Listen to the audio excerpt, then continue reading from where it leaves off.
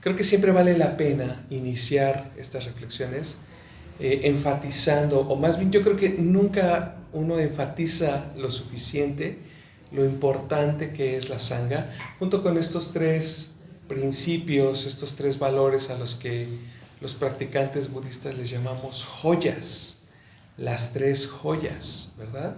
Que son el Buda, el Dharma y la sangha, ¿verdad? El Buda, que es precisamente la expresión, la representación, como lo vemos en nuestro altar, del ideal de la iluminación, el despertar por el beneficio de todos los seres, y que también es la realización de nuestro máximo potencial, ¿no? Lo que nosotros podemos lograr en un sentido muy por encima de cualquier logro, pues ahí está el Buda, ¿verdad? El Dharma, que es pues este conjunto de prácticas, de enseñanzas que nos conducen precisamente a ese estado de plena sabiduría, de compasión.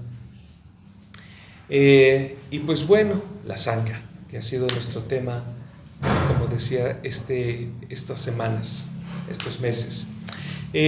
Como decía Sadayoti la semana pasada, la palabra sangha en sí quiere decir asociación, ¿se acuerdan? Simplemente asociación o sociedad, ¿verdad? No es un término exclusivamente budista. Sin embargo, sí, en el contexto del budismo, la sangha, en su sentido más amplio, es el ideal de la comunidad espiritual. También decimos que es la confraternidad de aquellas personas que siguen básicamente el mismo sendero que conduce a este ideal, que es el de la iluminación, el despertar. Y a mí me parece muy especial y relevante cuando yo empecé a relacionarme, a encontrarme con el budismo, empezar a venir a charlas como esta. Pues para mí sí fue significativo, fue interesante ver cómo la importancia que se le da a la comunidad, ¿no? Como que venía de una idea en la que el desarrollo espiritual, el progreso espiritual, es algo como muy personal, como muy individual, ¿no? Y encontrar con la importancia que se le da a la comunidad en la práctica del Dharma, para mí fue especial, fue novedoso, y pues con el paso del tiempo pues uno va entendiendo por qué. Bueno, pues la sangha es muy importante por muchas razones, ¿no? Desde un principio el Buda enfatizaba el aspecto de la amistad como algo que se encuentra en la sangha y que es lo que permite ir adelante con la vida espiritual, ¿no? En alguna ocasión lo dijo, es todo en la vida espiritual, ¿no? La amistad. Cuando estamos en relación con otras personas, pues también es más fácil conocernos a nosotros mismos por medio de estas interacciones, ¿verdad? Es que si ponemos un poquito de atención en la manera en la que, cómo respondemos a un saludo, a una pregunta, la reacción que tenemos ante la presencia de otras personas, si ponemos atención a ello, pues es una forma también de ir descubriendo qué hay aquí en esta mente, en este corazón, ¿verdad? Podemos también ir desarrollando una forma de comunicación pues más profunda y más significativa cuando estamos acompañados por otros amigos que comparten esta misma aspiración que nosotros. Entonces, bueno, ya propiamente para empezar con el tema de hoy, cuando estábamos planteando el tema, lo planteábamos como una pregunta, ¿verdad? Dice, ¿hay jerarquías en el budismo? Ese era como el título original. ¿Hay jerarquías en el budismo? ¿Ustedes qué creen? ¿Que sí? Pues sí, ¿verdad? Es como la respuesta corta. Hay desarrollos espirituales diferentes, pero jerarquías también. ¿Jerarquías? ¿Qué piensas, Karen? ¿Que sí? ¿Tú crees que sí? Yo digo que no. Ajá. Que los porque es diferentes desarrollos del nivel espiritual, pero okay. Como tal jerarquía. Bueno, muy bien. Quizá depende qué se entienda por jerarquía. Depende de qué entiendes por jerarquía, para empezar, ¿verdad? Entonces, muy bien. Pues vamos a ver, voy a hacer un intento por explicar qué se puede entender por jerarquía en el contexto de la práctica del Dharma. Y de ahí vamos a ver si hay o no jerarquías en una comunidad espiritual budista, ¿no? Bueno, si nos acercamos de una manera un poquito más inmediata, superficial, hay aspectos que podemos ver que sí nos harían pensar que hay cierto orden jerárquico, ¿no? Lo podemos ver en algunas dinámicas de relación entre algunos miembros de algunas comunidades budistas. No sé si has llegado a ver algunas expresiones devocionales hacia pues, algunas personas que podemos decir relevantes en algunas comunidades budistas, como el Dalai Lama, por ejemplo, ¿no? O algunos a los que llamamos maestros, ¿no? O ciertas expresiones que puedes ver en imágenes del sureste asiático, donde algunas personas hacen reverencias ante los monjes, monjas, por ejemplo, ¿no? Pues podemos ver detalles como esos que nos pueden hacer pensar que, pues tal vez sí hay un orden de jerarquía por ahí, ¿no? Fíjense perfectivamente a qué nos referimos con jerarquía. La jerarquía es simplemente un sistema de organización. Es un sistema de organización en el que los elementos de un conjunto se ordenan de cierta manera. En las jerarquías este orden se establece dependiendo pues ciertos grados de importancia, de autoridad o rango, podríamos pensar. En este tipo de estructura, cada nivel dentro de una jerarquía está subordinado por el que se encuentra por encima, ¿verdad? Y a la vez este nivel pues tiene cierta autoridad, voy a decir, con el que se encuentra abajo, o los que se encuentran abajo, ¿no? Entonces la idea de jerarquía, si lo piensas un poquito, tomando esta base, pues es algo que está muy presente en la vida cotidiana. Nos lo encontramos en todos lados, en nuestra organización social. Puedes empezar pues desde las familias, por ejemplo, ¿no? Dentro de la familia, los roles familiares, pues hay jerarquías, ¿no? De los padres, los hijos, los abuelos y los tíos, y también tienen otro lugar, etcétera, ¿no? Ahí podemos encontrarnos un cierto orden jerárquico, o en otro tipo de contextos como el trabajo, los estudios, organizaciones, instituciones, tienen como estos órdenes jerárquicos, ¿no? Fíjense, entonces hay como estos criterios que a mí me llamaron la atención de esta idea de jerarquía, que tiene que ver con la importancia, la autoridad o el rango, ¿no? O la responsabilidad. O la responsabilidad, exactamente, sí. Gracias por comentarlo, ahorita voy a hablar también de eso. Yo creo que regularmente, no sé, personalmente, cuando pienso en estas situaciones de jerarquía, la palabra autoridad principalmente tiene un peso para mí. Tal vez por la misma relación que tengo yo con la autoridad o con las imágenes de autoridad, puede ser, ¿no? Pero pensando un poquito en eso, hay en este texto de nuestro maestro, de Sangharakshita, que se llama precisamente la Sangha, hay un capítulo, que es el capítulo 10, que tiene ese título, precisamente, autoridad.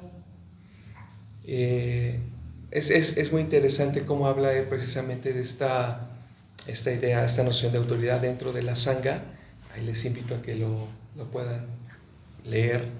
Y voy a tomar algunas ideas de las que él menciona en este capítulo como para ir introduciendo esta noción de autoridad. Es interesante como él menciona que la palabra autoridad en sí puede ser como muy ambigua, ¿no? En el habla cotidiana, porque puede aludir a muchas cosas, ¿no? En un principio alude al poder que puede ejercer una persona con base en un ministerio o en un rango, ¿no? En un cargo de tipo legal, por decir algo, o social o político. Y en ese sentido, la persona no tiene autoridad por sus cualidades como individuo, sino que esta autoridad viene del puesto que ocupa, de la función que desempeña, ¿no? Puedes pensar tal vez en una especie como de funcionario público, ¿no? Que tiene un cierto orden de autoridad o un nivel de autoridad, pues que es precisamente eso. Esa autoridad no es precisamente por ser quien es, sino es por el puesto que ocupa. Puedes pensar en un policía, por ejemplo, ¿no? Que es el señor autoridad, ¿verdad? Y que es precisamente por el puesto que ubica, no por sus cualidades. Lamentablemente, pues muchas veces sus cualidades no le podrían dar autoridad, ¿verdad? Entonces, por ahí va la idea de autoridad, ¿no? Lo ideal es que las cualidades de ese individuo lo hagan apto para ejercer autoridad, ¿verdad? Aunque no siempre es así. Ahora, con esta idea de autoridad viene de la mano, pues, la idea de poder. Y lo mismo, ese poder que se ejecuta derivado del puesto o de la función que esa persona pueda tener. Hay veces que a la gente sí le gusta asumir cargos con autoridad, ¿no? Hay personas que les agrada poder hablar por los demás, ¿no? Se encuentran o pueden tener ambición de esos roles, ¿no? Pueden tener ambición también, pues, por el mismo poder que puede conllevar un puesto de autoridad. Hay otras personas que naturalmente dicen, ay, no, yo no me quiero ver en esos zapatos, ¿no? Alguien que puede ejercer poder sobre los demás, de alguna manera también tiende a separarse del grupo, ¿no? La persona que tiene este poder, esta autoridad, ya sea que el puesto en sí lo ponga en situación de distancia o personalmente, para ejercer poder o en el ejercicio del poder, se distancia en diferentes sentidos. Se puede distanciar incluso de la humanidad compartida, ¿no? Como una autoridad de tipo militar, policíaco, ¿verdad? Que en el ejercicio de ese nivel de autoridad hay aspectos de la humanidad compartida que necesitan no verse para poder reprimir, para poder contener, ¿no? O más, si desde en circunstancias fuera necesario. Bueno, la semana pasada Sadayoti nos hablaba del verdadero individuo y la comunidad espiritual, ¿no?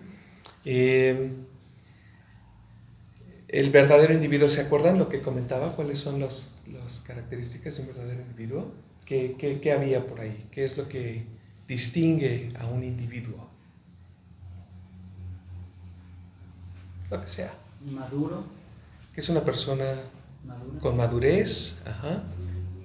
Hay otro concepto grandote que es el de integración, ¿no? Como alguien, de alguna manera, exacto, todo tú vas en una dirección y no hay tanto conflicto adentro de una parte quiere esto, pero otra quiere esto otro. Exacto. Más integradas, más conscientes de sí, ¿verdad? En ese orden. ¿Qué otra cosa mencionaban? Es original. ¿Original? Ajá. punto donde tiene su propio estilo para hacer las cosas. Exacto. Y ese propio estilo de hacer las cosas puede generar ciertos conflictos con otras personas. Exacto. Porque su idea es revolucionaria. Porque simplemente no se deja guiar, llevar por el grupo, ¿verdad?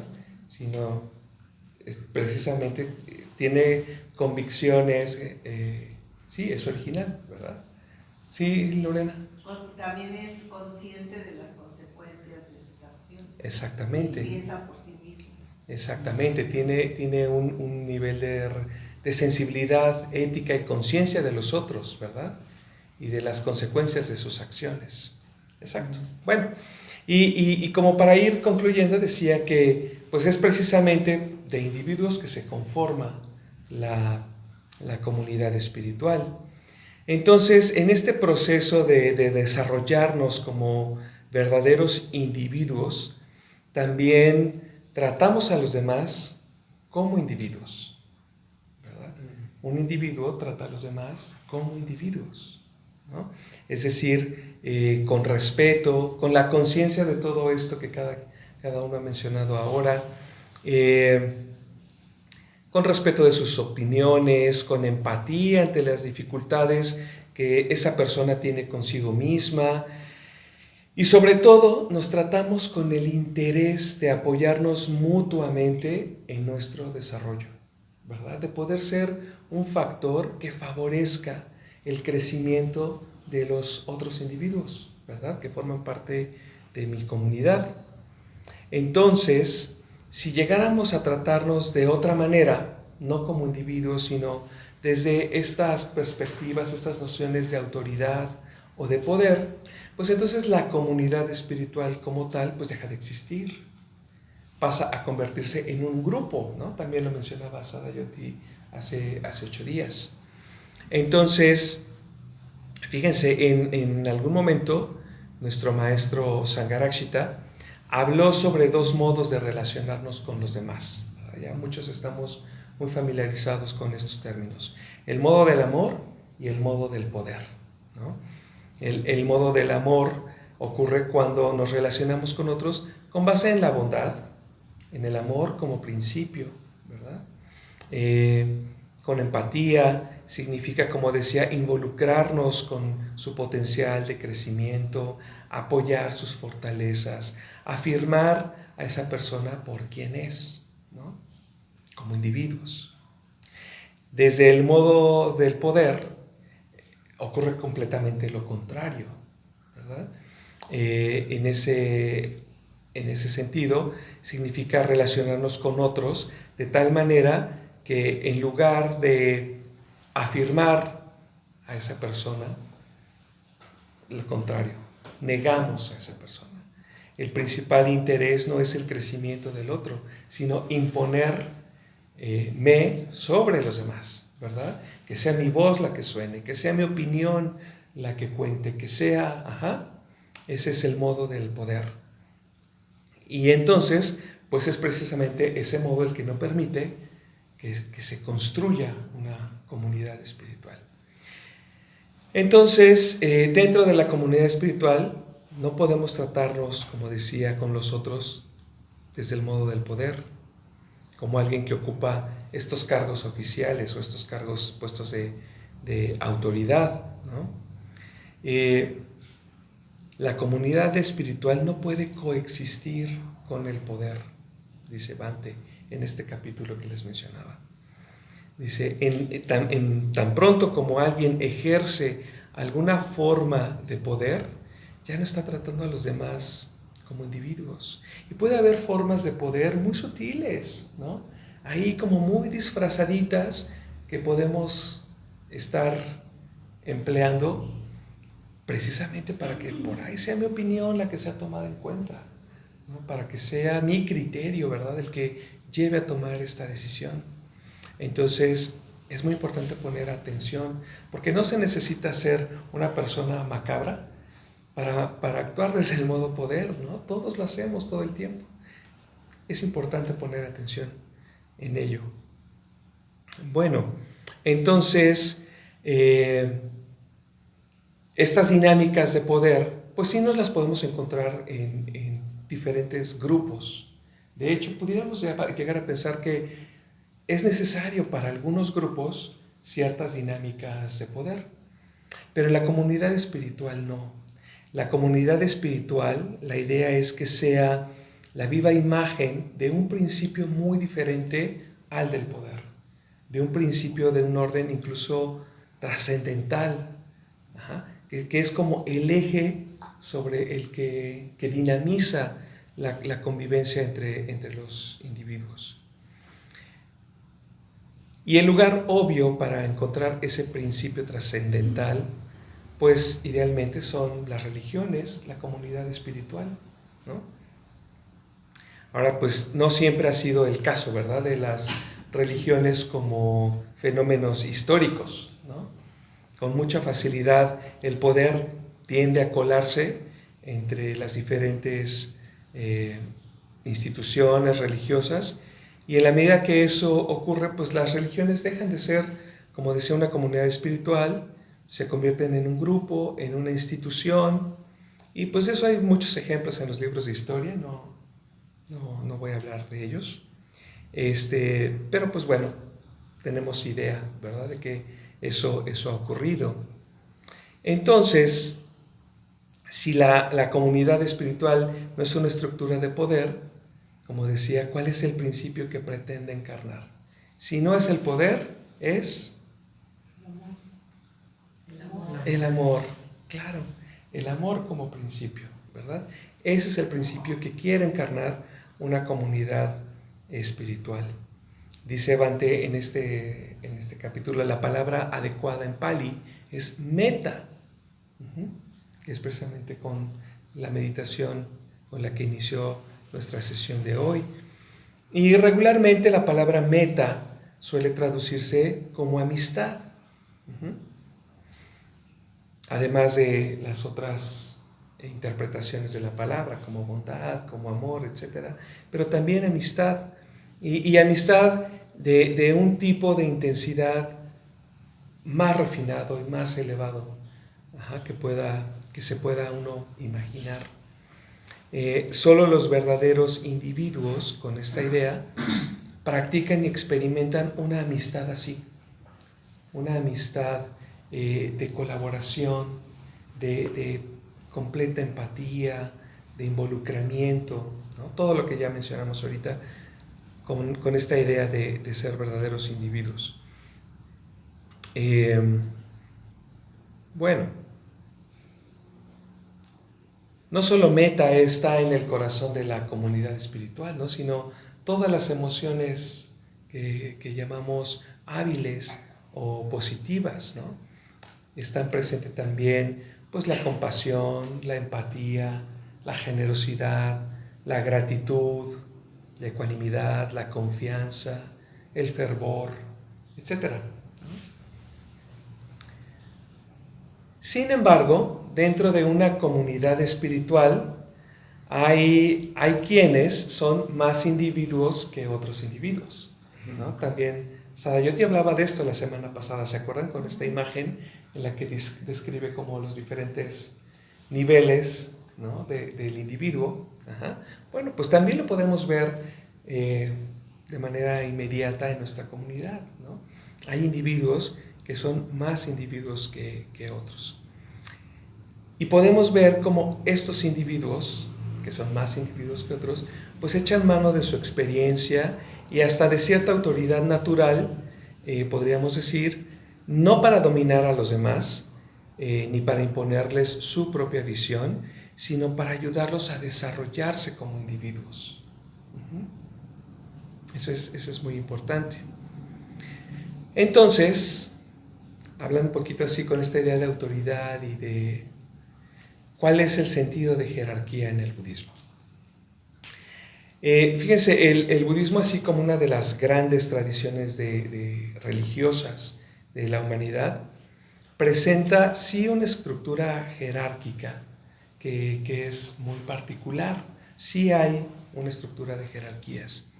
Pero a diferencia de las religiones, digamos, más institucionalizadas, como en el cristianismo o el islam, el budismo no tiene un único líder supremo a partir del cual se desarrolle esa estructura jerárquica, ¿no? No hay alguien que hable en nombre de todos los budistas. Ajá. Tampoco tiene una estructura eclesiástica rígida, que derive de esa noción de autoridad centralizada en una persona. Pero sí hay una serie de roles y tradiciones que establecen cierta jerarquía dentro de las comunidades budistas. Seguro incluso aquí entre nosotros han escuchado que nos escuchan hablar de Sangharakshita como nuestro maestro, por ejemplo. Eso comunica un cierto orden jerárquico, ¿no? Pues también hay, como mencionaba, otras situaciones que podemos ver a simple vista, ¿no? Como las que mencionaba, esta reverencia, sí que tienen los laicos hacia los monjes, o dentro de las comunidades monásticas de diferentes escuelas budistas, también hay roles que de alguna manera comunican esta idea de jerarquía. A diferencia de cualquier otra forma de estructura jerárquica, en la tradición budista la idea de autoridad sí se basa en las cualidades de los practicantes que reconocen en esas personas a las que se les atribuye autoridad, como el conocimiento, por ejemplo, la experiencia, sobre todo como esto que solemos llamar como el mérito espiritual que podemos reconocer en algunas personas. Como les decía, en un sentido muy amplio, la Sangha pues es esta comunidad de monjes, monjas, laicos que practicamos el Dharma, ¿no? Las enseñanzas del Buda. Y dentro de la Sangha pues existen diferentes niveles de ordenación y diferentes niveles de experiencia, lo que crea este sistema de jerarquía, como decía, basada principalmente en la profundidad de práctica de sus participantes. Una primera forma de jerarquía en la que podemos pensar es la que se encuentra entre monjes y laicos, de entrada, ¿no? Puede ser una primera noción. Los laicos son los que practican el budismo sin renunciar a su vida de familia ni a sus profesiones, ¿verdad? Y desempeñan un papel fundamental, ¿no? En la preservación y difusión del Dharma. Los monjes y monjas son estas personas, o bhikkhus y bhikkhunis, son personas que renuncian a la vida laica y que se reúnen para dedicarse de tiempo completo a la práctica del Dharma, viven en contextos de comunidad con otros monjes, monjas, en monasterios, ¿verdad? Y los laicos ayudan a resolver necesidades de estas comunidades monásticas. Dentro de las comunidades monásticas, pues hay diferentes niveles de ordenación, como decía, que van en algunos casos desde postulantes, novicios, monjes plenamente ordenados, y luego siguen los abades, los maestros, etc., ¿no? Fíjense,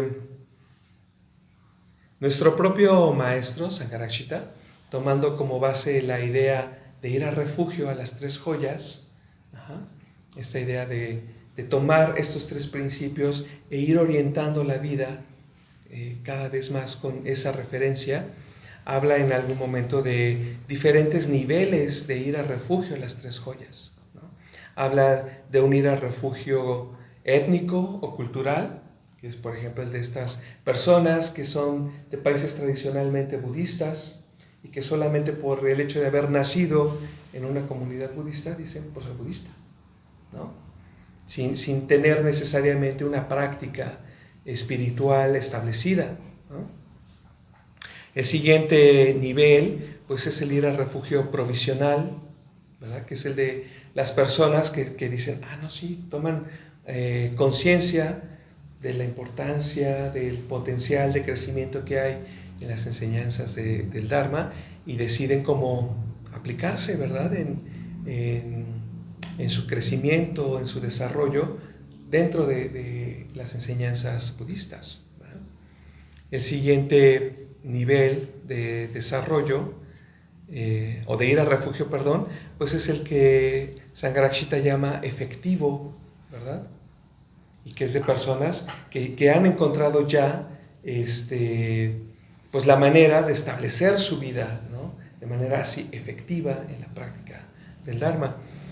Sangharakshita hace como esta comparación. En este orden, las personas que van al refugio de manera provisional, pues dice, son los mitras, por ejemplo, en el contexto de nuestra comunidad, ¿no? Personas que van al refugio de manera efectiva, pues son los miembros de la orden. Después vienen otros niveles de ir a refugio. El ir al refugio real, el ir al refugio definitivo, el ir al refugio cósmico. Y por ahí tenemos charlas sobre esto. Entonces no voy a explicar mucho más. Prefiero dejarlos picados. ¿Qué será eso? Entonces, como decía, en el budismo la autoridad, este sentido de autoridad, no se otorga como un derecho de nacimiento o por elección popular, sino se atribuye a través del mérito, ¿no? Los líderes espirituales budistas generalmente los podemos reconocer en ellos un profundo entendimiento de las enseñanzas y un nivel de comprensión espiritual significativo. Por ahí me encontré precisamente, pues cuál puede ser una referencia para reconocer cuáles serían los criterios que alguien puede tomar para ser considerado como un maestro dentro de la comunidad budista, que pueda ser pues digno de deferencia, ¿no?, en este sentido. Esto no es algo así como oficial, no está en ninguna escritura budista, pero pues son como criterios, digamos, generales y que son generalmente aceptados. Uno de ellos es precisamente el mérito espiritual, ¿no? Haber pues alcanzado un nivel de conciencia, un nivel de sabiduría significativo. Otro criterio puede ser su conocimiento del Dharma, un conocimiento formal, ¿verdad? Conocimiento de las escrituras, una capacidad de reflexión, ¿no?, del contenido mismo de las enseñanzas. Una sensibilidad ética significativa es otro criterio que podemos reconocer en alguien, pues, que podemos llamar maestro, ¿verdad? Poder ver que al menos ha tenido una vida de esfuerzo en la observancia de los preceptos éticos, ¿no? También la capacidad de comunicar, la capacidad de enseñar, ¿no?, la habilidad de transmitir enseñanzas de manera clara y concisa, ¿no? Entonces, con base en esto, pues puedes imaginarte que efectivamente el sistema jerárquico o los sistemas jerárquicos que pueden coexistir al mismo tiempo dentro de la comunidad budista, pues pueden variar de manera significativa, son flexibles.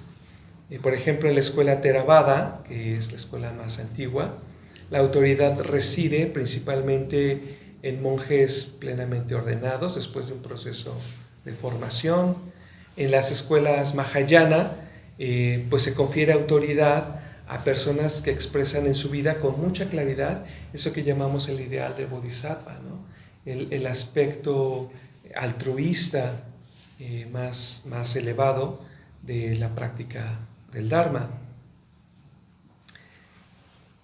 Y tomando en cuenta esto, un aspecto que es importante es la relación de maestro y discípulo, que también se encuentra o podemos notar en la comunidad budista. Es pues una de las formas de relación más importantes que reconocemos los practicantes budistas. El maestro tiene esta función de guiar al discípulo en su camino espiritual, ofreciéndole enseñanzas, consejos, sobre todo ejemplo, ¿no?, para seguir en la práctica del Dharma, ¿no? Esta relación maestro-discípulo pues es fundamental para el crecimiento espiritual y para el desarrollo del individuo. Y es una relación que se basa en confianza, se basa en amistad, en respeto mutuo y en transmisión directa de la enseñanza, ¿no? En el contexto de nuestra comunidad, hablamos de la relación preceptor-discípulo o preceptora-discípula, ¿no? Haciendo como está trayendo esta idea al contexto de nuestra comunidad. Por ejemplo, Naga Priya es mi preceptor, ¿no? Es la persona que me dio el nombre que llevo, él me dio la ordenación privada, de él recibí los 10 preceptos éticos en el contexto de esa ordenación, y es la persona de la que yo directamente aprendo cómo ser un miembro de la orden budista Triratna. Y nuestra relación pues es una relación pues de profunda amistad, ¿verdad? Confianza. Yo le tengo mucha confianza a Naga Priya, ¿no? Entonces, y así por ejemplo Sadayoti es preceptora de Maitri Bani, ¿verdad? Y se nota que son muy buenas amigas, ¿verdad? Se ve, y que tienen vínculos de confianza muy bien establecidos, ¿no? Entonces, y de verdad es muy significativo poder contar con esta figura de alguien que es la referencia más inmediata que puedes tener para tu crecimiento, para tu desarrollo, ¿no? En este caso, pues, nuestros preceptores, ¿no? El preceptor de Naga Priya es Subhuti, la preceptora de Sadayoti es Parami, y también se mantienen en el cultivo de esta relación, ¿no? Que es muy, muy importante también para ellos, como lo es para Maitri Bani, para mí, y etc.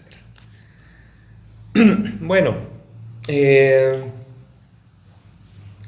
fíjense también en la vida de nuestra comunidad, más que pensar en términos de autoridad, lo hacemos en términos de responsabilidad, como decía Sadayoti, agregó hace un momento, ¿no? Por ejemplo, Manjukita y yo compartimos una responsabilidad que se llama convocadores de mitras. Y esa responsabilidad consiste en estar atentos pues de las necesidades espirituales de los mitras y que tengan pues lo que necesitan pues para ir adelante con su formación, con su práctica, con su desarrollo, ¿no? Entonces es una responsabilidad que no se realiza imponiéndole a los mitras pues nada, ni siquiera que vengan, ¿no? ¿No? Sino pues ofreciendo, creando los contextos, ¿verdad? Grupos de estudio, cursos, retiros, reuniones para animar nuestra amistad, etcétera, ¿verdad? Y es esa responsabilidad pues que se desarrolla desde ahí, desde la amistad. Otro ejemplo de responsabilidad, pues voy a hablar de Sadayoti. Sadayoti, para quienes no saben, ella es la directora del Centro Budista de Cuernavaca, como antes lo fue Naga Priya. Y esta responsabilidad, ella tiene la responsabilidad de tener la visión del camino de esta comunidad, no del mueble, de la comunidad. Y de verdad que es una responsabilidad que yo creo que a nadie en sus 5 sentidos se le antoja, ¿no? A mí no se me antoja, francamente. Pero fíjense que es una responsabilidad pues que Sadayoti honra con mucha fe, ¿no? Con profundo amor e inspiración que contagia a todos los que formamos parte de esta comunidad. Y en el cumplimiento de esa responsabilidad, fíjense, Sadayoti nunca impone. Les quiero compartir que Sadayoti nunca toma una decisión sola. Ella nunca llega, ¿saben qué? Nos vamos a cambiar de casa, ¿no? No, o sea, todas las decisiones a las que llegamos, pues Sadayoti tiene la claridad y la habilidad de ponerlas a consideración y en lugar de imponerse, se pone al servicio del mayor beneficio para todos los demás, ¿no? Un último ejemplo es, otra vez voy a citar a Nagaprilla. Fíjense, Nagaprilla es parte del Colegio de Preceptores Públicos de nuestra orden. Y es un grupo de amigos que tiene también una responsabilidad muy importante para la vida de nuestra orden. Ellos tienen, así lo voy a decir muy burdamente, la responsabilidad como de recibir las recomendaciones de personas que aspiran a formar parte de la orden y deliberan si esa persona está lista para que su vida se florezca dentro de la orden, ¿no? Es una responsabilidad muy importante que no se puede realizar más que con el apoyo de amigos, ¿no? Y con profundo amor y lealtad a la orden, que es lo que muy claramente yo creo que todos vemos en Nagaprilla y los demás preceptores públicos que tenemos en México y en otros países. Entonces, como para ir concluyendo, la jerarquía en la comunidad budista pues es necesaria.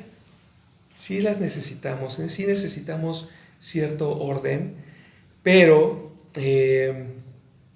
no es estricta ni rígida, sino se basa precisamente en el deseo, en la inspiración de ir adelante en esta práctica espiritual, ¿no? Y de estar al servicio de los demás.